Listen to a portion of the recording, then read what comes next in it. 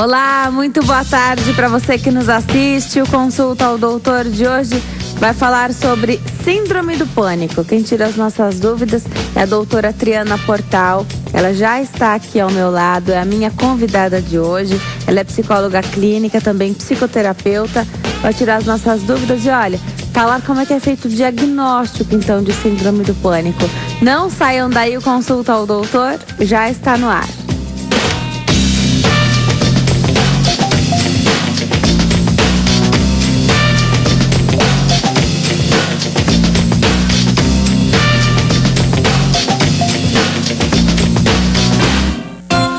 Olá para você que nos assiste de qualquer parte do mundo. É um prazer ter a sua companhia.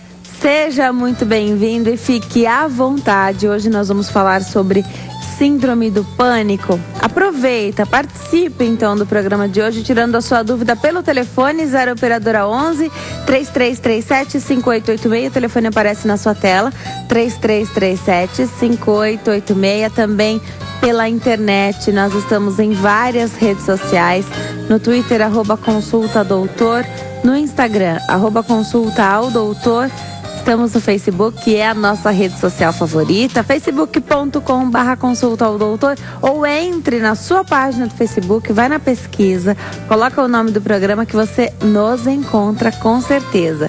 Curta a nossa página e compartilhe com seus amigos e familiares.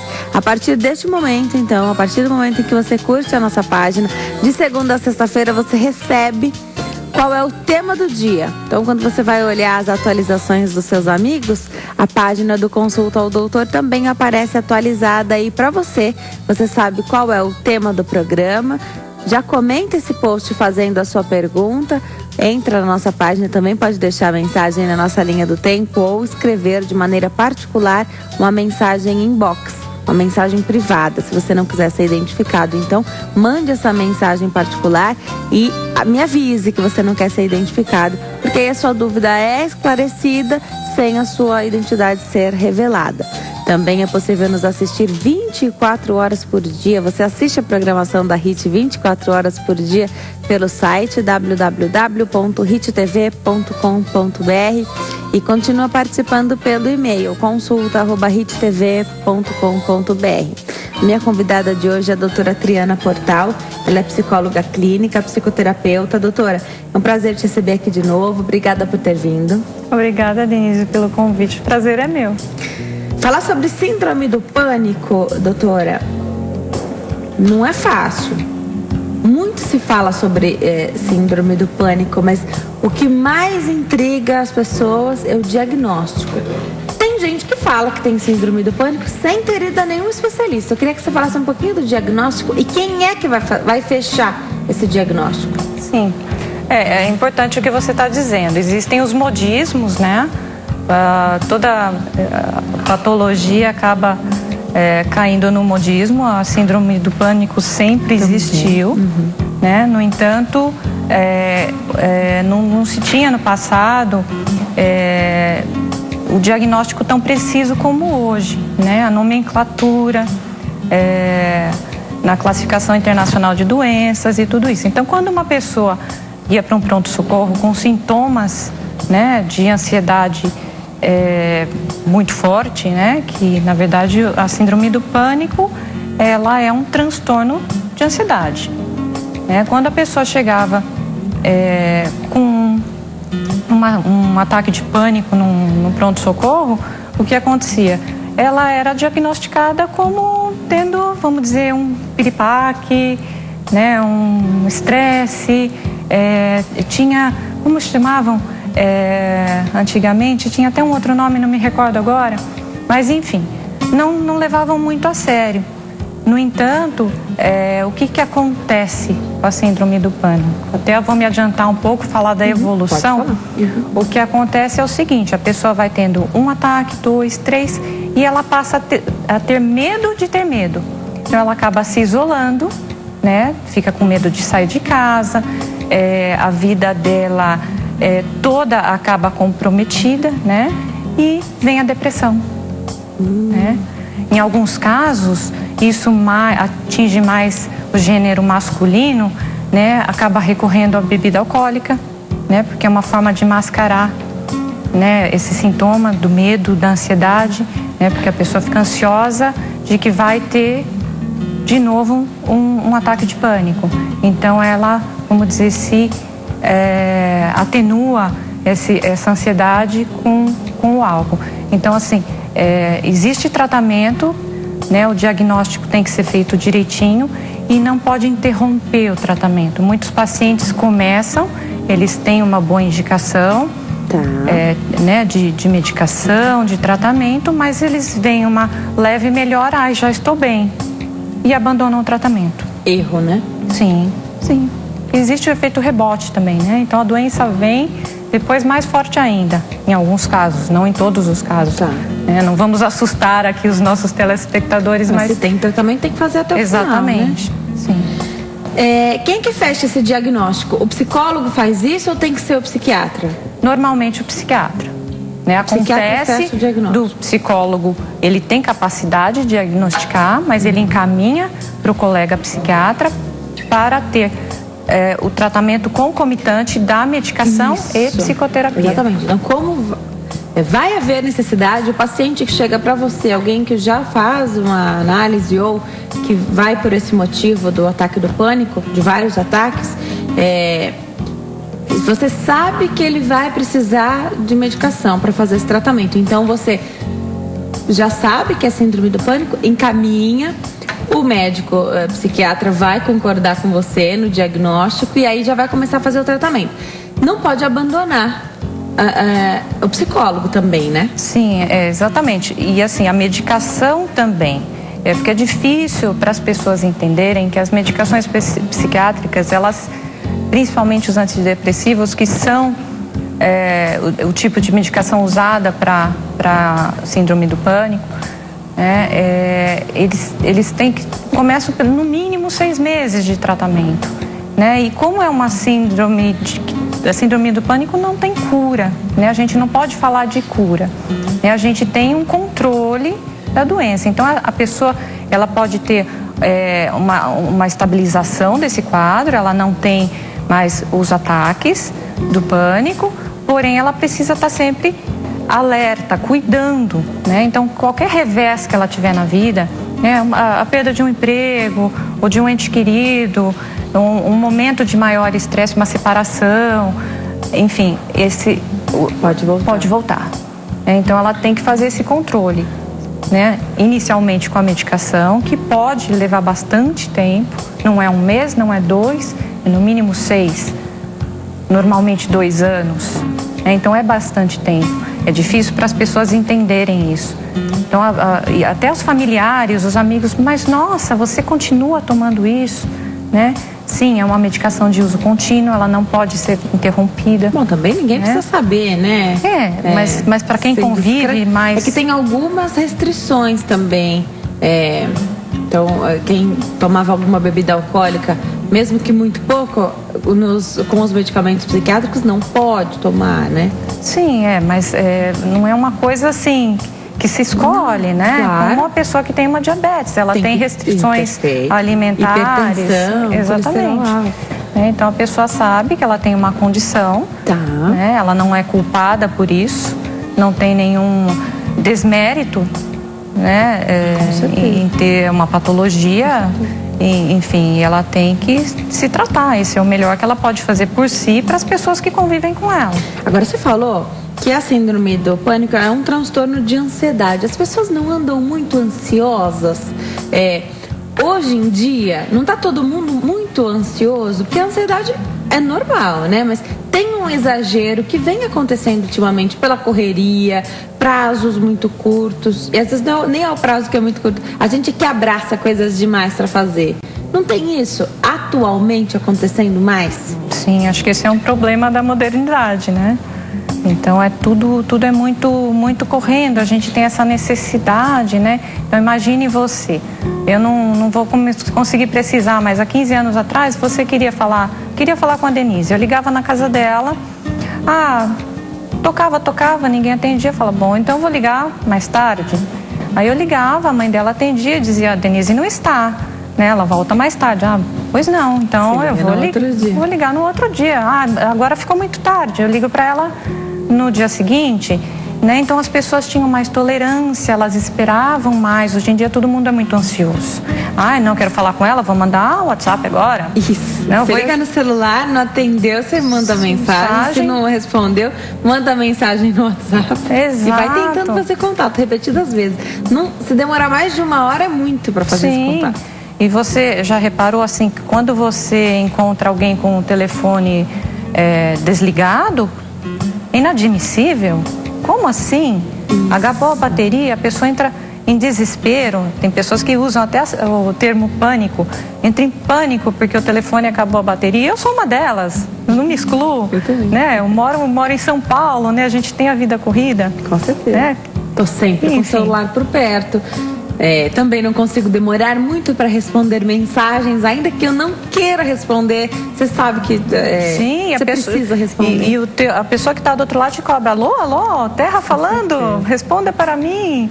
Né? Com tem certeza, que ser tudo é muito rápido hoje, né? E aí isso gera ansiedade. Sim, isso acaba fomentando, né? Se a pessoa já tem uma predisposição, porque tem algumas pessoas com personalidade mais robusta que elas, não, agora é o meu momento zen, eu não vou deixar isso de lado, não vou responder ninguém. Tem outras pessoas que se sobrecarregam. Então elas não podem ser pressionadas. Isso é uma característica de temperamento. De cada um. De cada um, né? Então algumas pessoas são mais propensas que outras, né?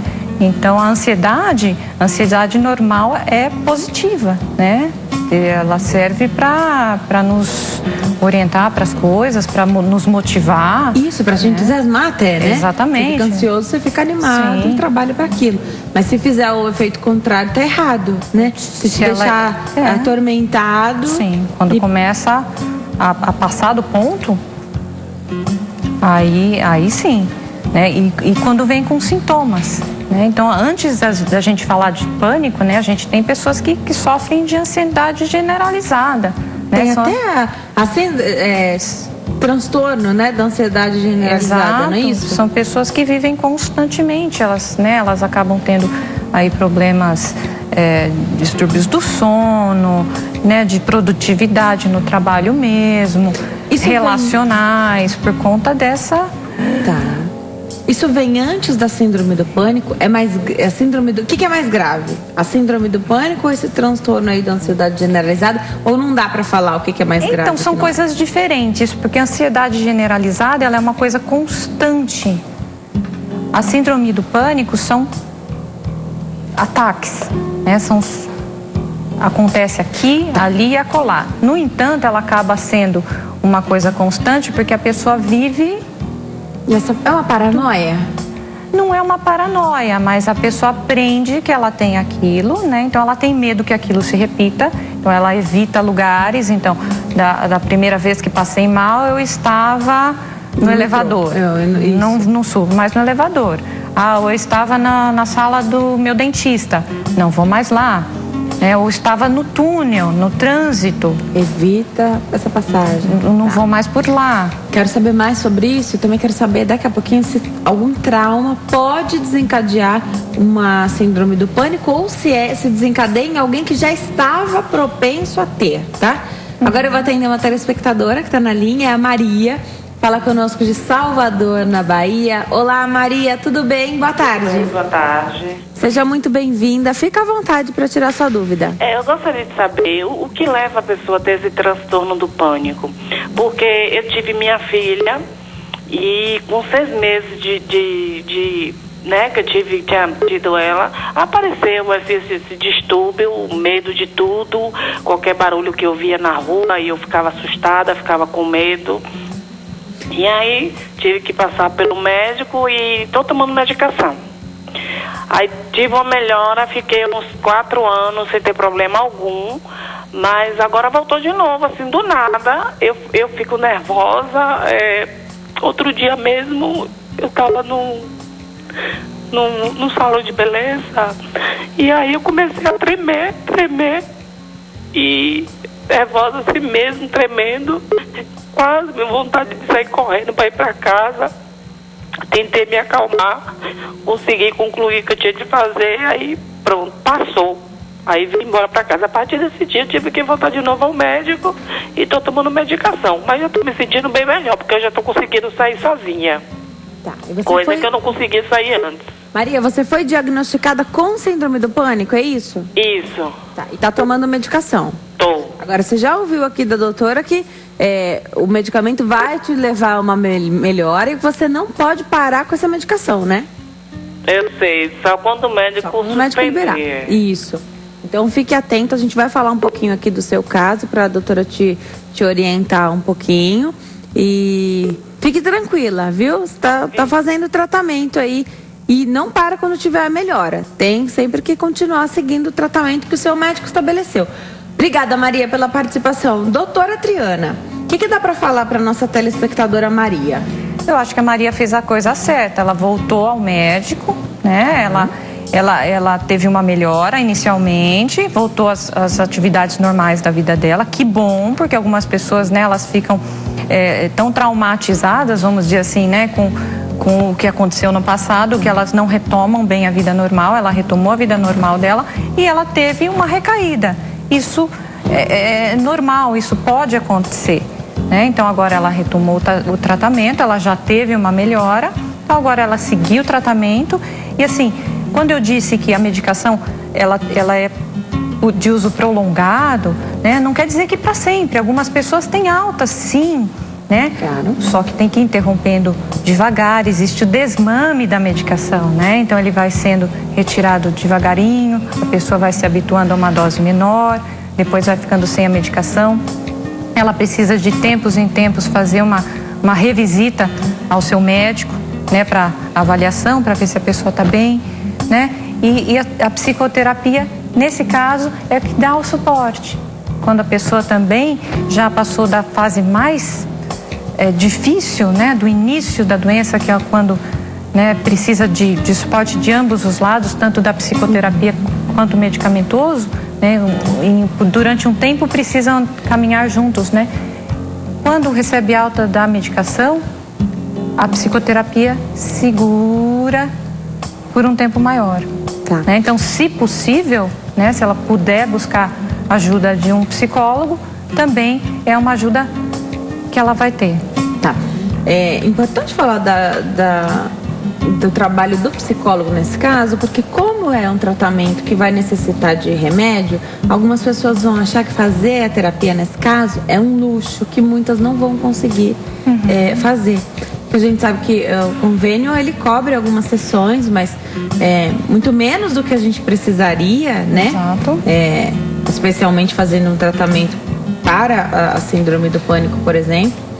É um investimento que se faz. Tem algumas faculdades que tem o tratamento ou de graça ou por um valor muito baixo, que é interessante também de buscar. Agora, é importante, né? Não é impressão minha. As pessoas que fazem terapia, fazem análise, elas ficam mais fortes, não ficam? Sim, elas ficam mais preparadas. Toda pessoa que tem um espaço para ela conversar das angústias que ela tem, né? Um desabafo, para ter esclarecimento sobre o que ela sente, ela vai ficar fortalecida sem dúvida, né? Que a gente vai guardando muita coisa, né? Eu acho que a gênese de muitas dessas patologias vem desse acúmulo de mágoas, de tristezas, de conteúdos mal resolvidos que a gente vai represando durante o cotidiano, no dia a dia. Com certeza. Tem mais telespectador na linha. Agora eu converso com Ailton, de Floriano, no Piauí. Oi, Ailton, tudo bem? Boa tarde. Tudo bem, boa tarde. Seja muito bem-vindo. Fica à vontade para esclarecer sua dúvida com a doutora. Ok. Porque eu vou falar para a doutora que eu tenho muita ansiedade, muito mesmo. Tem noite que eu acordo de manhã ou à madrugada, fico com aquela ansiedade, meu coração começa a acelerar, gelar meus pés, e aquela ansiedade mesmo de querer amanhecer o dia, de querer ir resolver alguma coisa. E eu queria perguntar para ela como que eu faço para me estar se acalmando, porque eu não consigo mais. Estou com 1 ano com essa síndrome do pânico aqui, de ansiedade muita. Espero alguma coisa para outro dia, eu não consigo. E eu queria saber para ela como que ela o conselho para ela estar me passando para me se acalmar melhor, porque eu não fui caçar nenhum médico ainda sobre essa ansiedade que eu tenho muita mesmo, muita. E te atrapalha, né? Tira o sono? Tira, eu não estou conseguindo dormir já faz muito tempo mesmo. Ailton, obrigada pela sua pergunta, viu? A doutora vai tentar esclarecer sua dúvida. Doutora. Floriano? Pro Ailton, ele fala de Floriano. Sim. Ailton, primeira coisa, o que você tem não é pânico, tá? O que você tem é ansiedade e talvez insônia, né? Precisa diagnosticar primeiro para a gente poder depois pensar no que você pode fazer. Então, procure um médico aí na tua cidade, né? Para que ele faça o diagnóstico preciso, né? É difícil, assim, com poucos subsídios a gente te indicar alguma coisa aqui, mas que você não pode continuar, porque 1 ano sem dormir bem, você vai adoecer de outras causas, né? Por outras coisas, porque você precisa dormir bem. Você falou da insônia, talvez ele tenha insônia, e quando a gente não consegue dormir, a cabeça continua funcionando. Exato. E gera uma ansiedade. Sim, mas eu acho que uma coisa leva a outra, né? Tá. O que me parece é que ele é bastante ansioso e por conta da ansiedade ele não consegue dormir. Tá. Então ele precisa tratar essa ansiedade. E as causas dessa ansiedade, que a gente não sabe, né? E assim, o que o psiquiatra trata e a medicação trata é do sintoma, né? As causas a gente vai buscar na psicoterapia. Né? Então, o porquê da psicoterapia é um luxo? Não, a gente vai buscar as causas. Quem sabe a gente encontra aí as causas e trabalha essas causas. Né? A ressignificação desses conteúdos. Né? A entender o porquê que a pessoa está ficando tão ansiosa. E que não é simples descobrir esse porquê, né? Sim. Isso leva tempo. A medicação, ela trata o sintoma, não a causa. Legal. Doutora, é importante esse trabalho da psicoterapia, estou fazendo acompanhamento com o psicólogo, essa pessoa que está em tratamento da síndrome do pânico, às vezes já teve alta, não está mais tomando nenhuma medicação, está tranquila, já há muitos anos sem ter nenhum ataque. Ela consegue, fazendo a terapia, ela pode conseguir identificar quando algo vai começar e barrar isso? Ou não, a gente não tem esse controle ainda fazendo porque eu acredito que a pessoa que vai ter esse ataque, ela sente, ela sabe que ela vai entrar nessa. Olha, o que você está falando é interessante. Isso, a pessoa, isso é mais comum na depressão. Tá. A pessoa sente que um episódio de depressão ou que a depressão está retomando.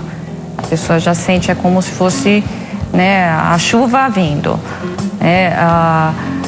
Agora, no caso da síndrome do pânico, eu acho que um pouco menos, porque é imprevisível, assim, a crise ela vem do nada, né? Tanto que a pessoa nunca sabe, ela pode estar em qualquer lugar, ela pode estar numa agência de banco, ela pode estar, não necessariamente tem um gatilho, né? Não tem geralmente, né, existe, né, vamos dizer, uma maior probabilidade de ser em lugares abertos, com muita gente, ou lugares fechados, né, lugares muito amplos, com muita gente, né, que dá aquela sensação de vulnerabilidade para a pessoa, ou muito fechado, que também ela se sente, né, vulnerável de uma outra forma. Mas a gente tem pessoas que têm a crise em lugares assim que a gente não imagina que pudesse ter. Então não dentro de casa nunca? Pode acontecer. Pode acontecer. Que é o lugar onde a pessoa se sente mais segura. Assim, né? Quando você falou a crise vindo, é coisa de 5 minutos. Tá. Né? Então a pessoa percebe que ela está ficando ruim, mas assim, em 5 minutos, 10 minutos no máximo, chega no ápice e dura no máximo 30. Depois disso tem uma acomodação, a pessoa normalmente fica sonolenta, como se ela tivesse tido um esforço físico muito grande. Ela fica cansada, algumas pessoas ficam até meio assim, tontas, né? Não se lembram muito bem, porque houve um desgaste fisiológico bastante, né? Porque algumas pessoas têm tremores, formigamento, né? A boca seca, passa, né, por uma coisa psicológica, porém passa pelo cérebro, né? Então, tem aí todo uma função fisiológica desencadeada, né, no corpo, então não é puramente psicológico. Então o corpo, ele trabalha, né, ele entra num estado de choque, vamos dizer assim, né, do coração e palpitação e tudo isso, e a pessoa fica cansada. Mas isso tudo acontece, né, do início ao fim, é no máximo 30 minutos. Eu vou dar um recadinho para quem está em casa, mas eu volto porque eu quero saber o que fazer. Então, você está do lado de alguém que está tendo um ataque de pânico. O que você pode fazer por essa pessoa, tá?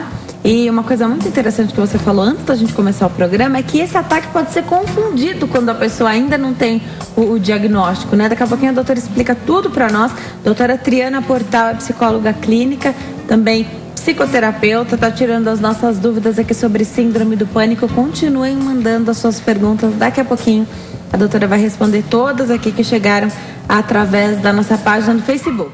Nós estamos de volta. Hoje eu recebo a doutora Triana Portal. Ela é psicóloga clínica e psicoterapeuta. Tá tirando as nossas dúvidas sobre síndrome do pânico. Deixei pergunta antes da gente ir para o intervalo, então, doutora. E aliás, você que está em casa, participe, ligue para cá. 0 operadora 11 3337 5886 ou mande a sua pergunta através da nossa rede social favorita, facebook.com/consulta ao doutor, que a doutora responde daqui a pouquinho. Doutora, antes da gente começar o programa, você falou que uma primeira crise, então quando a pessoa ainda não está diagnosticada, e olha que algumas pessoas vão precisar de muitas crises para procurar uma ajuda médica, né? Mas teve uma vez, ela pode ser confundida com outra doença? Doutora? Sim, a pessoa, a sensação que a pessoa tem é que ela vai morrer. Ela vai ter uma síncope, um infarto. Então, num primeiro momento, ela corre, ela pede para ir para o pronto-socorro, né? E que é para onde o familiar leva, o amigo, quem estiver junto, né? Ela procura ajuda, assim, de emergência. Dói o peito? Dor, sensação de dor no peito, taquicardia, né? Formigamento nos braços, né? A boca, secura na boca, enfim, tremores, sintomas diversos, mas tem essa característica muito parecida com o infarto. Então vai para um hospital, normalmente faz, né, um eletrocardiograma e assim, excluídas, né, algum problema cardiológico, aí sim, e normalmente a pessoa é liberada e no hospital eles pedem. Vocês vão falar, não era nada. Sim, não é nada, né? Foi apenas um mal-estar, enfim, não é nada demais. Ou alguns, né? Às vezes a pessoa que recebe, o médico que recebeu é mais experiente, fala para a pessoa, procure, né, o seu médico, ou já faz um encaminhamento. Mas o fato é que a pessoa não vai procurar assim da primeira vez, né? É difícil alguém procurar da primeira vez. A pessoa tem que ser bastante esclarecida e não ter preconceito, porque existe um preconceito. Imagine você está bem, de repente você passa mal, né, de um sintoma que você julga ser físico, porque você sente os sintomas são físicos, nada estava acontecendo, né? Aí você sai com um encaminhamento para o psiquiatra. Então ainda existe, né? Sim. Bastante preconceito. Então a pessoa vai dizer, o paciente vai falar, o médico disse que eu estava louco. Ele vai dizer, o louco é ele. Imagina, eu não preciso disso, ele estava errado, eu vou em outro hospital. Tá. Não preciso de nada disso, deixa passar. Acontece uma segunda vez. Mas, assim, é importante que a pessoa, né, faça realmente todos os exames cardiológicos necessários, que pode ser, né? Porque pode ser um problema cardiológico. Claro. Né? Pra gente não confundir. Agora, já me fizeram essa pergunta. Existe... a pessoa pode ter um infarto por conta do ataque do pânico? Não. Então, assim, como eu falei, né, são sintomas psicológicos que passam, né, pelo cérebro, por toda, né, pela amígdala, sistema límbico todo, então faz uma alteração física, mas não vai levar a pessoa a um infarto. Ela tem a crença, né, ela tem a sensação de morte, de que ela vai morrer, de que algo muito grave está acontecendo com ela, né? De que ela perdeu o controle de tudo, mas ela não vai a óbito por conta de uma síndrome do pânico. Tem telespectadora na linha, doutora? Agora eu converso com a Vera, que fala conosco aqui de São Paulo. Oi, Vera, tudo bem? Tá. Alô, Vera? Alô? Tudo bem? Boa tarde. Boa tarde. Seja bem-vinda, fica à vontade, pode tirar sua dúvida com a doutora. Então, é assim, eu já estou nessa crise há praticamente 2 anos. Tá. E é assim, eu já tentei de tudo. Eu já tentei já tentei fitoterápico, eu já tentei médico holístico, agora eu estou tomando medicação controlada, né? Mas mesmo assim, todos os dias eu tenho crise, eu tenho angústia, eu não saio de casa, eu não saio nem do portão mais para fora. Eu acho que eu vou morrer todo dia, né?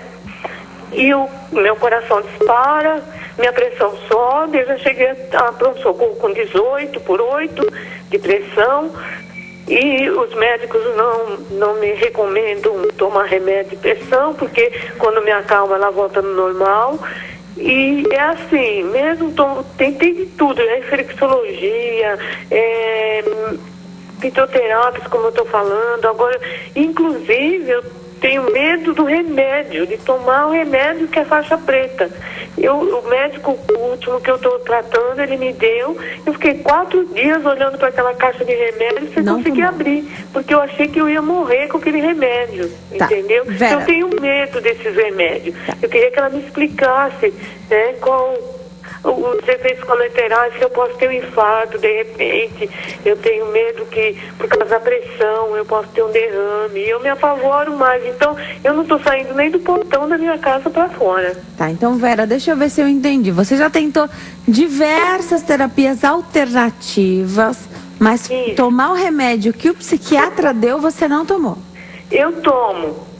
Agora eu sou obrigada a tomar, porque eu cheguei num ponto que eu não posso deixar mesmo de tomar. Tá. Então eu tomo. Mas você tá entende? Mas ele é assim, ele quer que eu tomo 2, tipo, e eu não consigo tomar os 2. Eu só consigo tomar 1, porque eu tenho medo dos efeitos colaterais do remédio. Então, eu me apavoro demais. Então, eu só consigo assim.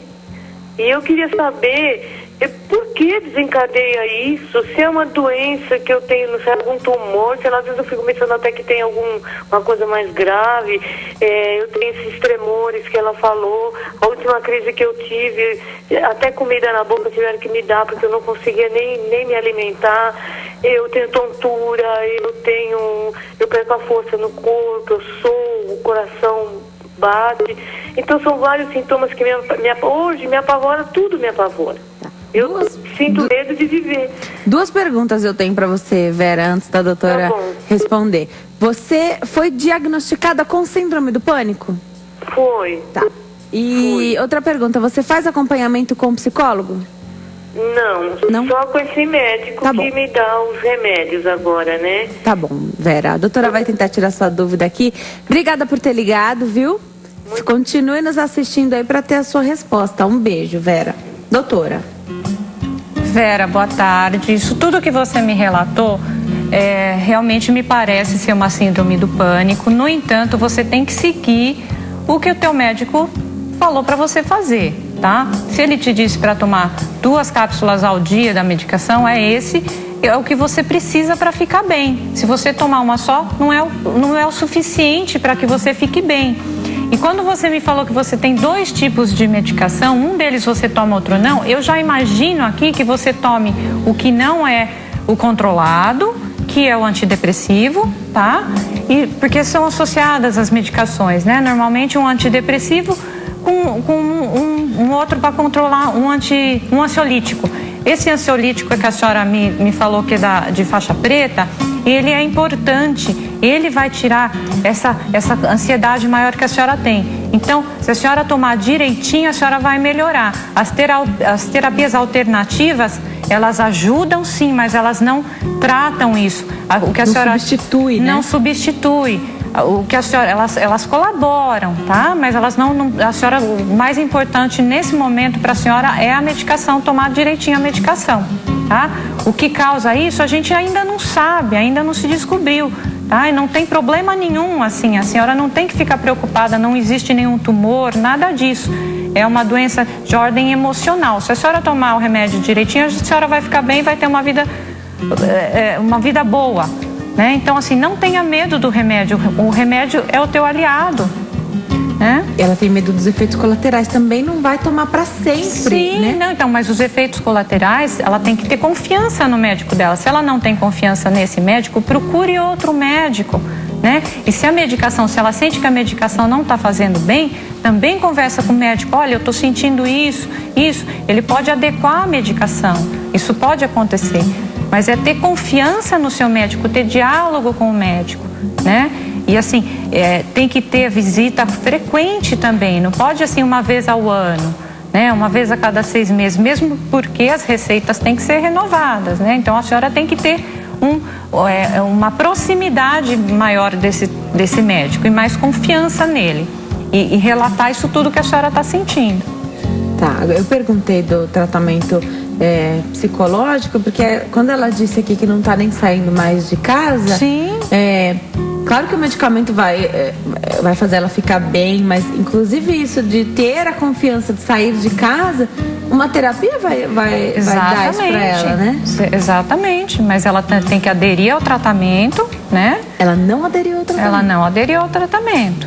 Não adianta tentar substituir com outras coisas, e mesmo assim tem pessoas que tentam um pouquinho daqui, um pouquinho dali, um pouquinho de cada coisa, não faz nada, né? A pessoa tem que seguir, ela tem que seguir um tratamento até o fim. Com certeza. Né? E as terapias alternativas, elas são aceitas, elas são bem-vindas, mas elas não substituem, né, a medicina tradicional. Perfeito. Ela falou do medo dos efeitos colaterais, né? Todo medicamento tem efeito colateral. Exato, mas quando o médico receita, ele colocou na balança já. Ele sabe, ele estudou para isso. Vai ter mais benefício tomar o remédio tendo os efeitos colaterais do que não tomar o remédio. Exatamente, dona Vera. Ele sabe muito bem a condição física da senhora e o que pode e não receitar. Então, se ele receitou o medicamento, ele sabe que ele não vai causar dano à senhora, ele vai trazer benefício. Doutora, isso que a nossa telespectadora trouxe aqui pra gente, também, o pânico ele também pode se manifestar dessa forma, né? Com medo de doença, não pode? Ou não? Acho que aí vai entrar em outras coisas já. Tá, perfeito. Porque aí, de repente, quem não adere ao tratamento, tenho muito medo de quem não adere ao tratamento, porque às vezes você vai em vários especialistas, você recebe vários medicamentos, se você vai escolhendo o que você toma, de repente você não faz a combinação certa, né? Sim, tem uma coisa de confiança, tem pessoas que são muito desconfiadas, né? Mas a desconfiança, geralmente ela está atrelada ao preconceito. Tá. Como o que a gente estava conversando, né, um pouquinho antes, como não tem uma causa, é mais palpável para a pessoa quando ela materializa. Ela pega um exame, ela fala, bom, eu tenho um problema, eu tenho anemia, está aqui no meu exame de sangue. Então, né, não é culpa minha, é culpa do meu sangue, eu vou tomar um suplemento, eu vou melhorar. Agora, se é uma causa inexplicável, vamos dizer assim, é uma causa emocional, ela vem com toda uma carga de preconceito. Aí é difícil para as pessoas aceitarem. Outra pergunta que eu fiz antes da gente ir para o intervalo, que tem pergunta aqui dos nossos telespectadores, é o que fazer aqui, a Joana Lima faz essa pergunta também. Como temos que agir quando alguém tem os ataques da síndrome do pânico? O que fazer? Você está do lado de alguém que você sabe que tem a síndrome do pânico, essa pessoa está num ataque. Sim, é não entrar em pânico também. Tentar conter essa pessoa, né? Explicar para ela que, né, os sintomas são conhecidos e que vai passar, né? A pessoa sabe, não sabe? Quando entra no pânico, ela sabe, né? Se ela já passou por outros ataques, ela sabe, mas naquele momento a sensação é de que você vai morrer. E você nunca sabe, né? Se você tem a sensação nítida de que você vai morrer, não tem ninguém que te diga o contrário, que consiga te convencer do contrário, né? Porque fica a dúvida, ela pode até conhecer, não, tudo bem, é sabido, nós temos aí que de 10 a 30 minutos isso vai passar, às vezes 20, às vezes 15, né, menos ou mais, mas e se não passar? Naquele momento não dá nem para fazer toda essa racionalização. A pessoa está desesperada, os sintomas físicos, aquilo ela não consegue pensar, é um pavor muito, muito grande. Tá. Não entrar em pânico e levar essa pessoa. Sim. Se ela quiser ir para o hospital, tem que levar para o hospital. Sim. Não tem? Sabendo que é o pânico? Se a pessoa está medicada, se ela tem certeza, do diagnóstico, a pessoa pode estar tendo um infarto e ela está confundindo com uma síndrome do pânico.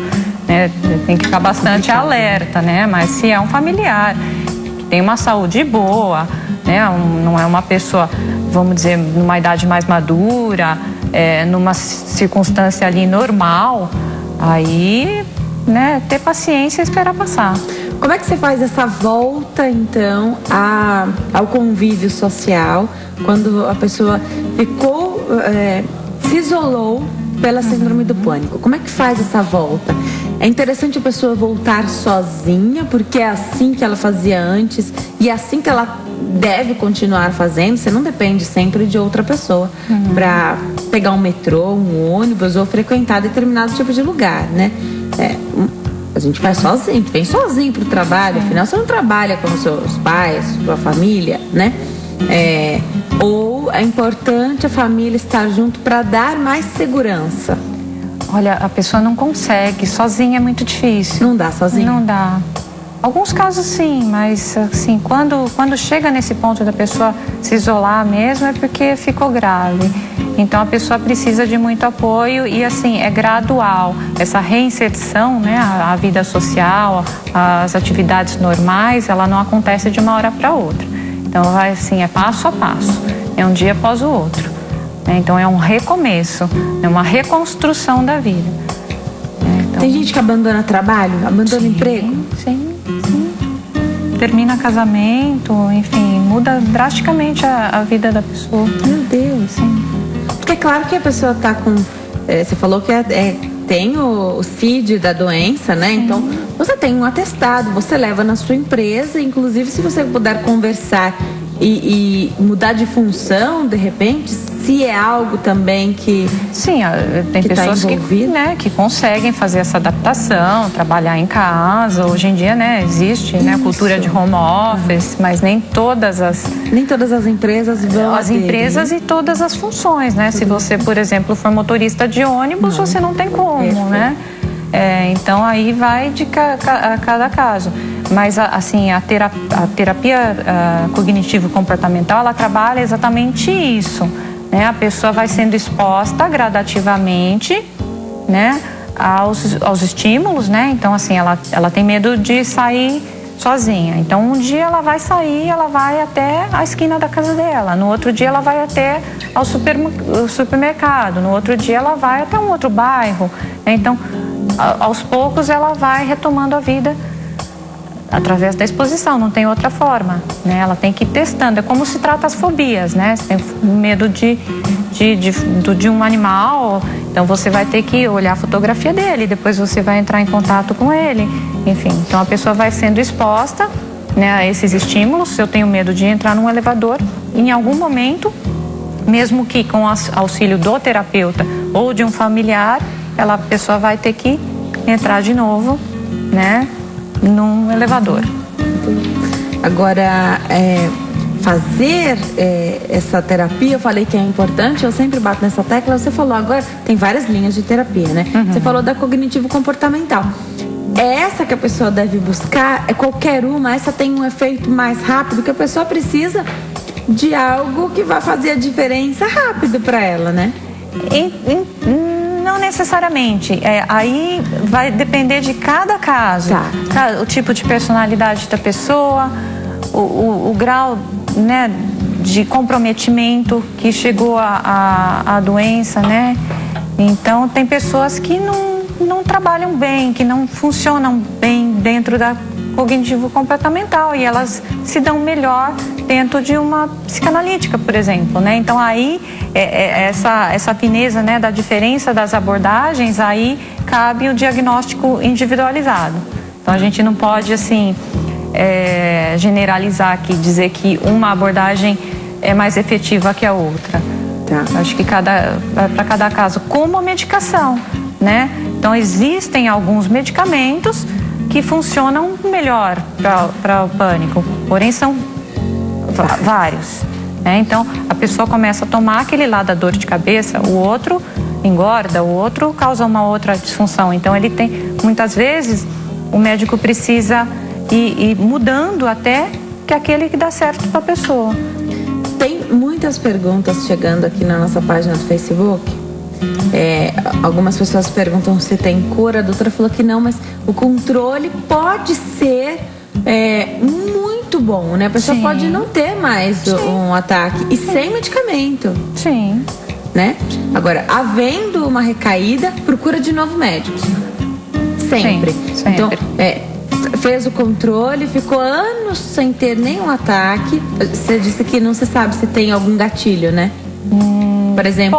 Pode ter, se a pessoa tiver algum... Gestação, parto, nascimento de filho. Pode ser. Pode ser. Porque tem alterações hormonais, né? A mulher, ela é mais propensa a ter a síndrome de pânico por conta das oscilações hormonais, né? Tá, você falou das oscilações hormonais e um outro encontro que a gente teve aqui, a gente comentou sobre as mães multitarefas. Não responde agora, mas a mulher, ela ganhou há bastante tempo já, mas nós hoje desempenhamos muitas funções, muito mais funções do que antigamente, né? Além das alterações hormonais, então antes a mulher, por exemplo, infarto, o nosso coração estava mais protegido pelos hormônios. Hoje, homem e mulher tá quase igual, porque a mulher ganhou outras funções, continua estressada e ganhou os outros fatores que fazem a pessoa ter um infarto, se sobrepõe à nossa proteção hormonal. Quero saber se com a síndrome do pânico é a mesma coisa, já que as mulheres aí são maioria com essa síndrome, tá?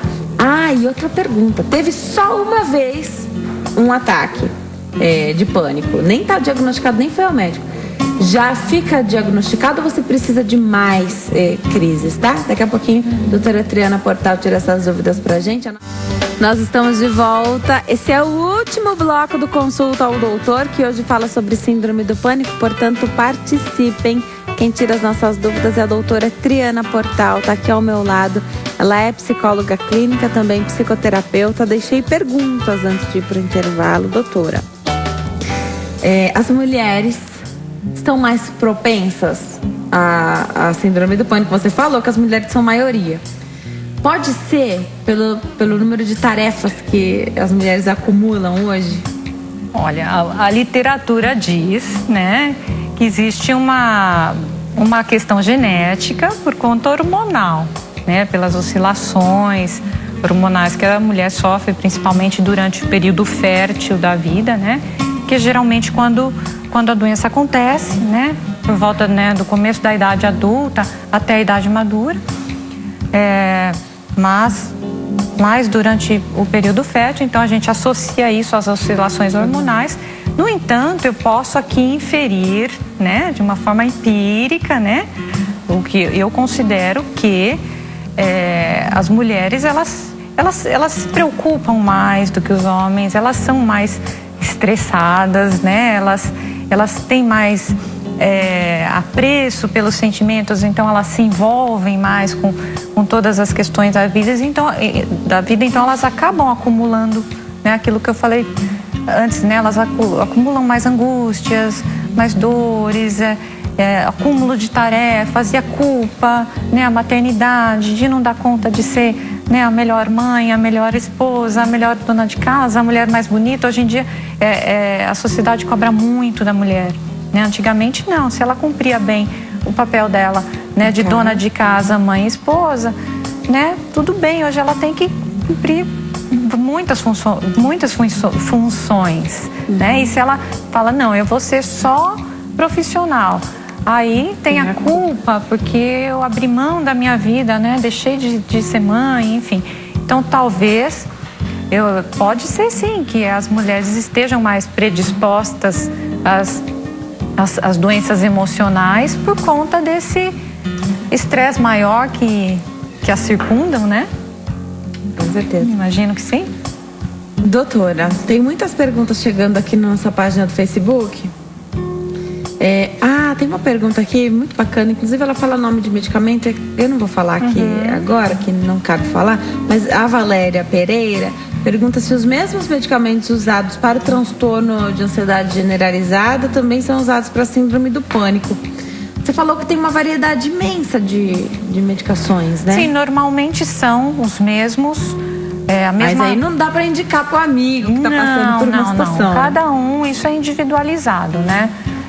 Cada um é a mesma coisa que você pegar o aparelho de dentário do seu amigo e tentar pôr no seu. A sua boca é diferente da dele, né? Pode ser que... Aí talvez a minha comparação não foi muito boa.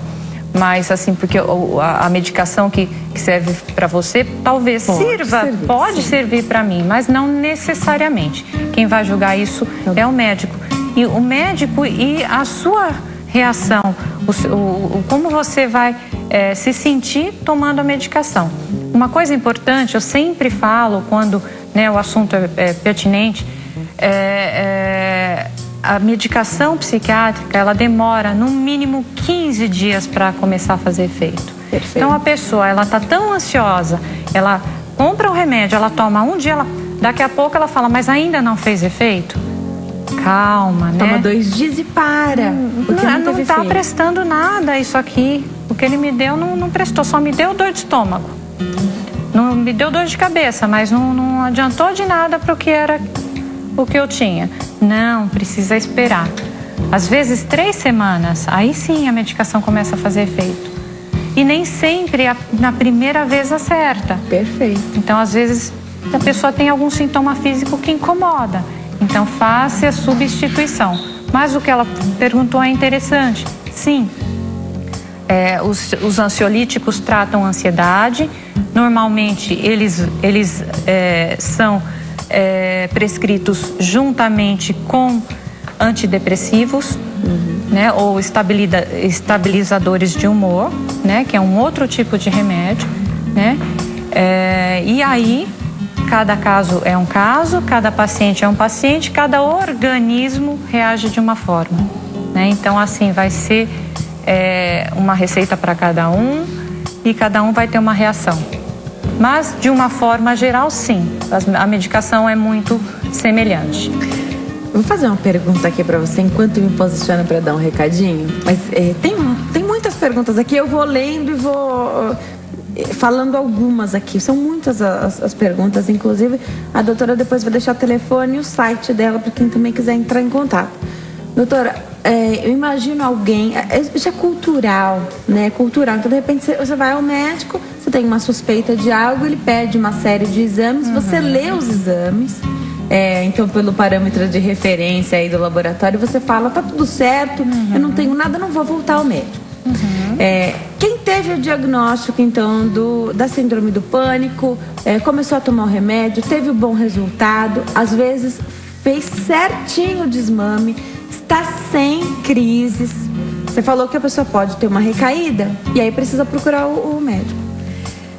Eu imagino quem está em casa passou por essa situação que muitas vezes vai voltar a tomar o remédio que tomava da primeira vez. Já parou de tomar aquele, mas sobraram alguns comprimidos ou teve uma recaída muito rápida assim que parou o remédio, vai tomar aquele mesmo comprimido. Eu queria que você falasse da importância de, ainda que esteja sem o medicamento, continuar a visita ou ao psicólogo, que muitas vezes é quem vai diagnosticar isso, encaminhar para o psiquiatra, ou fazer acompanhamento com o psiquiatra, ainda que para essa manutenção, porque voltar a tomar esse remédio eu acho que não é a melhor maneira de se fazer, né? Cada crise vai vir de um jeito diferente. Vai responder. Exatamente, até porque a doença pode evoluir, ela pode se transformar e ser necessária uma nova medicação, uma medicação diferente. Então a pessoa precisa novamente passar com o médico, falar com ele e ver se existe a necessidade da continuação da medicação, se é uma nova medicação, enfim. conversar isso tudo de novo. Até porque ela não vai conseguir comprar a medicação novamente. Sem a receita, hoje em dia é muito difícil. Essas medicações costumam ser controladas. Então... Tá certo, doutora. Volto a conversar com a doutora Triana Portal. Doutora, gestação é uma fase de mudanças, você estava comentando aqui conosco. E quando a síndrome do pânico acontece ou é diagnosticada numa mulher grávida, doutora? Bom, aí vai ter que avaliar o risco e benefício da continuação da medicação. O ginecologista conversa com o psiquiatra, avaliam, diminui a dose, às vezes substitui a medicação, mas em muitos casos, quando a pessoa está numa fase em que a doença está, vamos dizer, limitadora na vida, a continuação da medicação é mantida. É mantida a medicação, sim. Tá. Então precisa procurar o médico mesmo. Precisa. Não é porque está grávida que não vai procurar o médico. Não, ela precisa, a primeira coisa, ela precisa comunicar, né, ao seu obstetra, ginecologista, que ela tem essa condição, né, que ela toma a medicação, e tentar pensar qual vai ser o plano, né, como vão tratar dessa questão.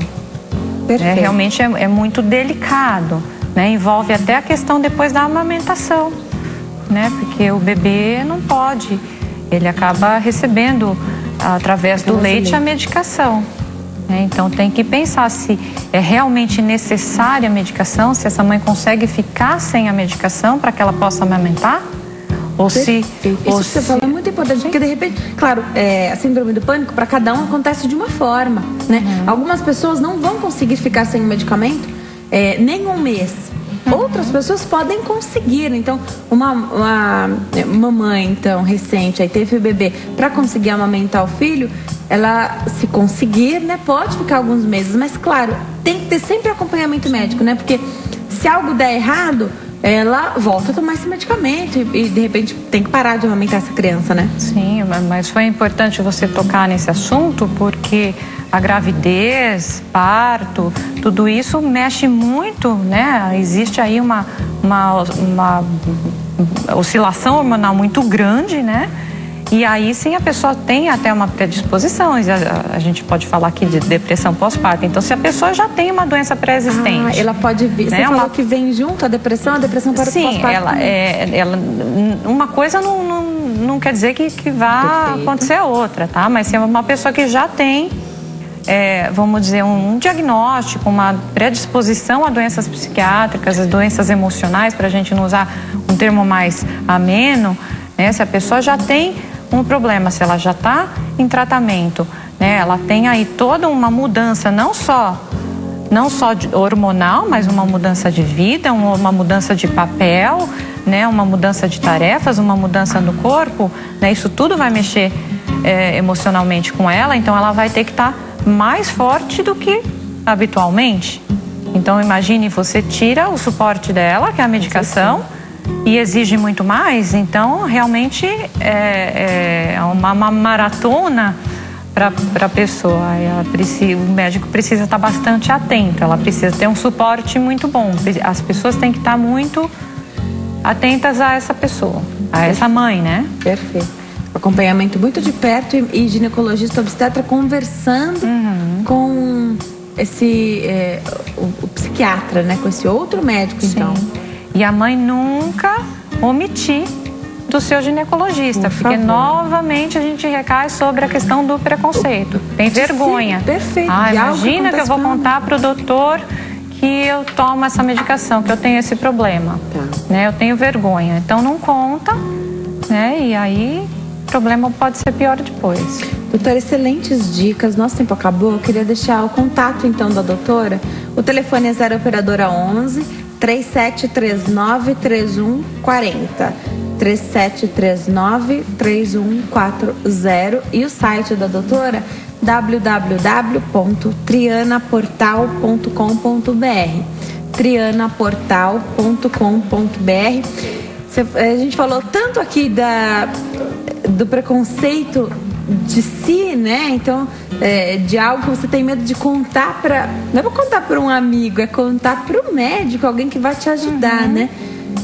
O trabalho do psicólogo também vai nisso, né, doutora? Só para encerrar o nosso bate-papo. Sim, para trabalhar essas questões de que não é uma falha moral. Com certeza. Antigamente Acontece, as pessoas... né? Sim, acontece. E hoje em dia cada vez mais, talvez pelo tipo de vida que a gente tem, né? Aconteça mais agora. E talvez porque a gente tenha mais esclarecimento, tenha mais nomes, mais diagnósticos. Antigamente essas doenças sempre existiram, mas a gente não sabia o que era, né? As pessoas sofriam e não sabiam o que tinham. Doutora, foi um prazer te receber, volte sempre. Obrigada, boa tarde, viu? Obrigada. Hoje eu conversei com a doutora Triana Portal, ela é psicóloga clínica e psicoterapeuta, tirou as nossas dúvidas aqui sobre síndrome do pânico. Foi um prazer ter vocês aqui nesta tarde. Olha, eu te espero aqui amanhã, então aproveite o finalzinho do dia. Até lá, tchau.